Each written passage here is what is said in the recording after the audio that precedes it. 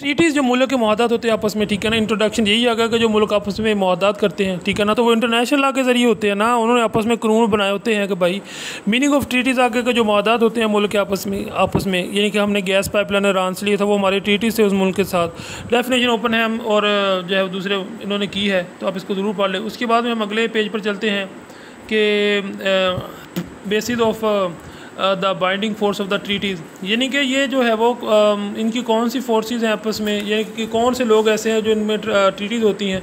Parties competent to make treaty, यानी कि जो according to star only sovereign state, यानी कि जो आज़ाद मुल्क होते हैं वही जो वो ट्रीटीज़ बनाते हैं। पार्ट्स ऑफ द ट्रीटी, सबसे पहले आप पढ़ लें कि ये जो है वो प्रीएम्बल में दिया गया है कि consist name of the parties, अब यानी कि उनके पार्टीज़ के नाम से जो ट्रीटीज़ करे। Secondly it contain a principal provisions number article के तहत होना चाहिए। उसके बाद में जो third parties called final clause, उसके पास का फाइनल क्लॉज आ गया। लास्ट पार्ट कंटेन सिग्नेचर, आप सिग्नेचर करेंगे।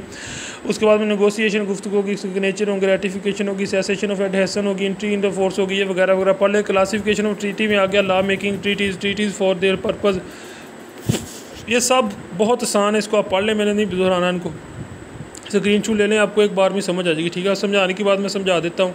काइंड ऑफ ट्रीटीज़ में आ गया following are the kind of treaty, bilateral treaties, plurilateral treaties, पेरिटरल ट्रीटी, मल्टी, ये सब काइंड्स बताएंगी। इनके आप डिक्शनरी से मतलब निकालें। पहले distinction between the bilateral and the multilateral treaties as to number. Bilateral treating जो होती है there are the two parties, और जो होती है उसके अंदर लिमिट नहीं होती। As to nature bilateral treaties refer to treaty contract, लेकिन वो लॉ मेकिंग ट्रीटीज़ होते हैं। Multilateral treating as to scope आ गया, ये सब आप इसका पढ़ लें।